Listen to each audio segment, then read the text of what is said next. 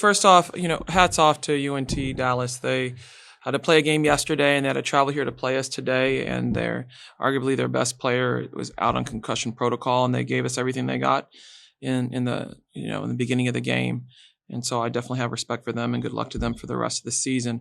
Moving forward for us, the word that just is flashing in my brain right now is discipline, and that we need to find ways to stay disciplined.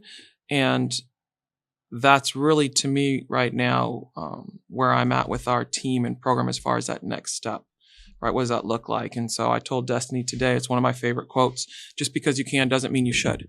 Right? Just because you can doesn't mean you should. So that really, you need to show some restraint and discipline in those situations. And you know what? The team came out at a halftime and they did just that. They showed discipline, they showed restraint, they showed want to, they showed understanding. And there wasn't a lot of butt chewing going on at half. It wasn't one of those explosive moments. It was really like, hey, we got to check ourselves right now.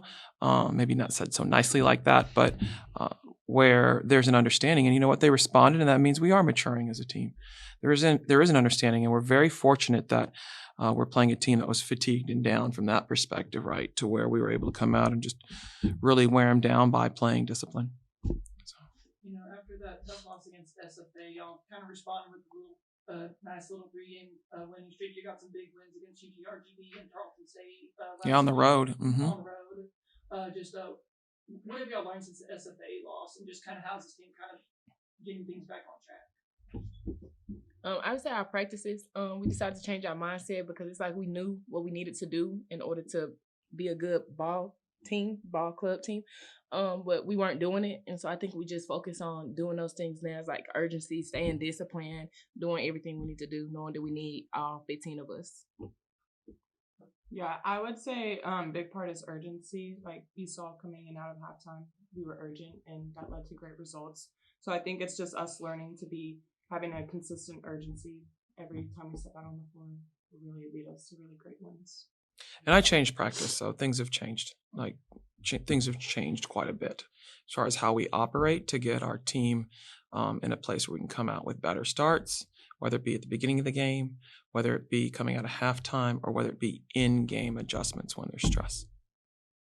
Nicole and Destiny, what was that conversation at halftime? Just going over what was kind of going with the first half and being able to come out strong in that third quarter. I think it was like we knew that the game was going to be about us and what we could do to put ourselves in the position we need to be for future games, not so this game.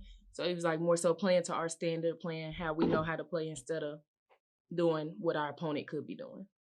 Yeah, I would say top off what Destiny was saying.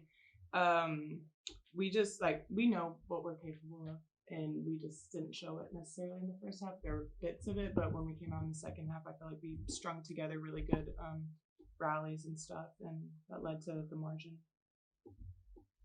Coach, I saw Jalen Foster wasn't on the summer.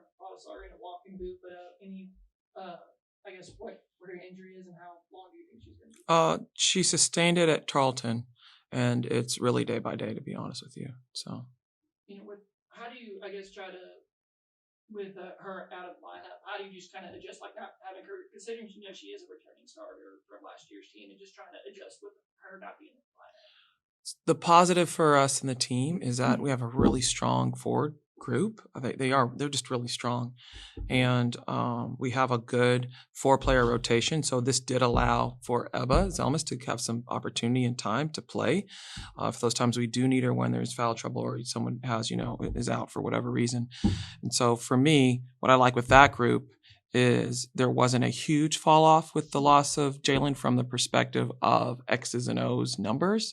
What you do lose with Jalen is just a really feisty competitor, right? Because she just brings that added piece that our team needs. So we are staying more disciplined, and we're fighting and we're battling through.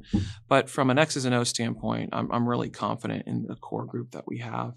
They right now are leading us in a lot of statistical categories, and I think that's a positive because what we do well is we score in the paint, regardless if it's man or zone.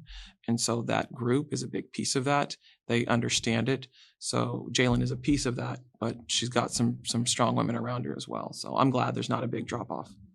Nicole, what is the key as Coach C was saying, just controlling the pace and just establishing those dominance down there? What is the key to being able to control the paint and all that stuff? I think we focus a lot on finishing and rebounding.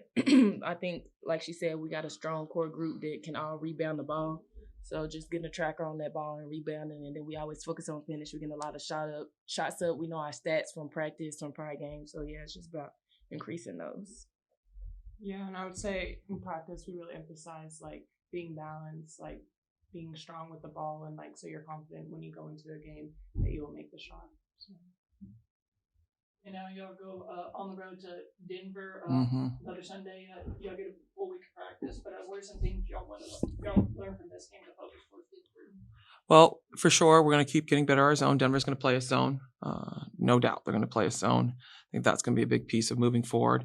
Continue to make sure that our conditioning is in a place that we can keep pushing like we would like to, right? Being able to score in the paint. Some of that stuff comes off a transition or just being ultra aggressive. So that's going to be important.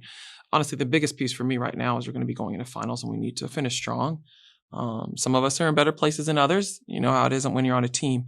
And so that piece of it's going to be important to me, is that giving them that space to focus on finals, because I remember what that was like as a student athlete, and then enjoy being out of finals so you can focus on, basketball and just relaxing some mentally from the stressors of being a student. Nicole and Destiny, seeing your patches, being a graduate students and all of that stuff, what does it mean to be playing basketball, but also, having finished your degree and all of that stuff, and just wearing that patch? To me, it means a lot. Just like getting my degree and then being able to get another one, that means a lot to me. Also, I have the resources here in order to put me in a predicament for a good position for my future, which is going to be law school.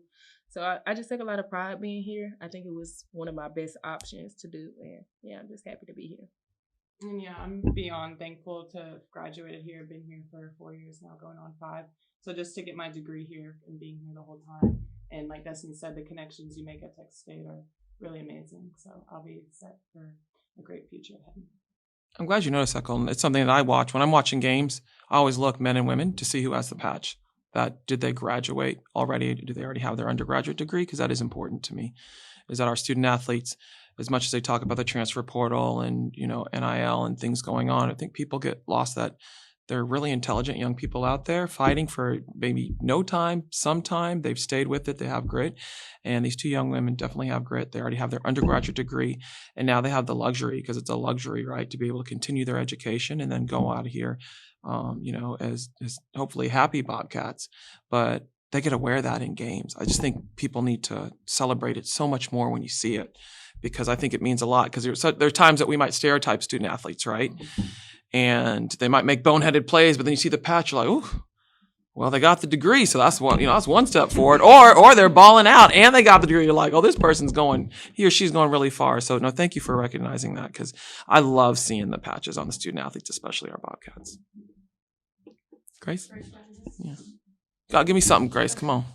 So going into the winter break, the schooling will be not as, Should be 0. So what do you guys gonna be able to focus on and work on more, because you have so much more time to be able to focus on the game? Yeah, I always really enjoy winter break. I think it's a really good time you can focus in on yourself, like what you need mentally, but also you're able to get into the gym. You're able to get extra shots up. And I think it's a really good time, or it's a good time to use your time to increase your numbers and work on your game to go into a conference play. Right, I agree with Nicole. You get extra time in the gym. You don't have to worry about school. You don't have to worry about books. You ain't got to worry about studying, staying up late. So yeah, that just gives you more time to work on your craft. And the mental health piece. Yeah. Mm-hmm. Yeah.